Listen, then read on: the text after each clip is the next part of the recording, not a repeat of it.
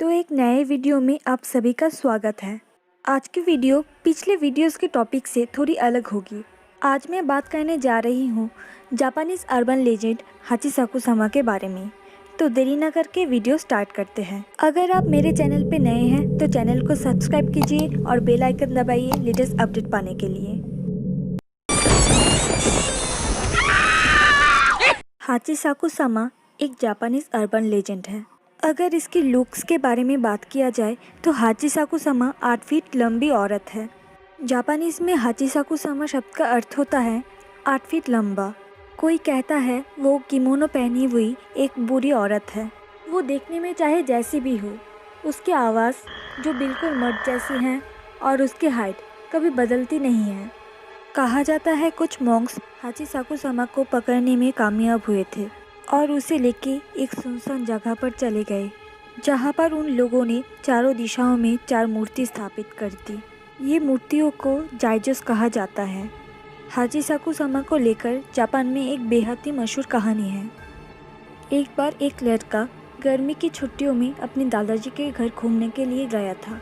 वो हर बार छुट्टियों में अपने दादाजी के पास जाया करता था, लेकिन उस बार ऐसा कुछ हुआ जो उसने कभी भी नहीं सोचा था। हर बार की तरह इस बार भी वो लड़का अपने दादाजी के घर की बैकयार्ड में खेल रहा था। तभी उसे कुछ अजीब सी आवाज़ आई। तभी उसकी नज़र गई दीवार के उस पार। वहाँ पर जो था वो इतना लंबा था कि उसकी हेड भी दीवार के ऊपर से दिखाई दे रहा था। वो लड़का उस दीवार के नज़दीक जाकर देखा और वो शख्स कोई और नहीं, एक लड़की थी। लेकिन कुछ देर में ही वो गायब हो गई। उसके बाद वो लड़का सोच में पड़ गया कि कोई इतना लंबा कैसे हो सकता है। उसके बाद उसने फ़ौरन जाकर अपने दादाजी और दादी को सारी बात खुल के बताया। सब बात सुनकर उसके दादाजी और दादी जी बहुत ही चौंक गए। तब उसके दादाजी जल्दी उठकर किसी को फ़ोन करने के लिए चले गए। उसके दादाजी थोड़ी देर बाद आए और उसकी दादी जी को उस पर नज़र रखने के लिए कहा और वो गाड़ी लेकर कहीं पर चले गए। वो लड़का उसकी दादी जी को कहा कि ये सब क्या हो रहा है। तब उसकी दादी जी ने उसको कहा, तुम हाचिसाकु सामा को पसंद आ गए हो और जिस किसी को भी हाचिसाकु सामा दिखाई देती है वो ज़्यादा दिन जिंदा नहीं रहता है। तब उस लड़के ने अपनी दादी जी को कहा कि ये हाचिसाकु सामा कौन है। उसके बाद उसके दादी जी ने सारी बात खुल के बताई और कहा हाचिसाकु सामा को दिखाए गए हुए 15 साल बीत गए। ये सब बात उस लड़के को यकीन नहीं हो रहा था।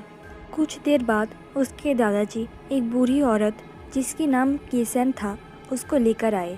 केसन ने उस लड़के को एक ताबीज़ दिया अपने पास रखने के लिए।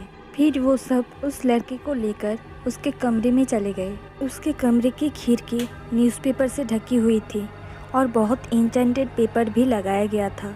रूम के चारों दिशाओं में 4 बर्तन में नमक रखा गया और घर के बीच में बुद्धा की मूर्ति रख दी गई। केसन ने फिर उस लड़के को कहा कि तुम्हें सुबह होने तक इस कमरे में रहना होगा।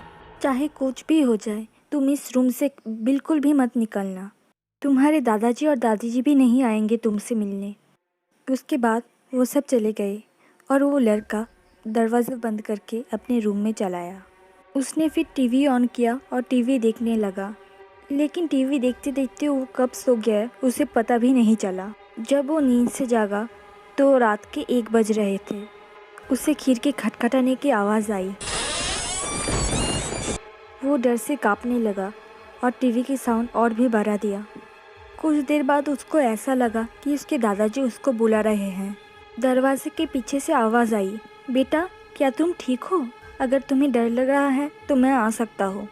वो लड़का जल्द से दरवाजे के पास चला गया, लेकिन तभी उसको कुछ अजीब सा लगा। उसने देखा कि घर के चारों कोने में जो नमक थी वो काली हो गई थी। तब दरवाजे के पीछे से अजीब सी आवाज़ आई। तो दोस्तों, आज की इस वीडियो में बस इतना ही। इस वीडियो की सेकेंड पार्ट जल्दी आएगी। वीडियो कैसी लगी वो कमेंट सेक्शन में ज़रूर बताइएगा। तो आप सबसे मुलाकात होगी नेक्स्ट वीडियो में।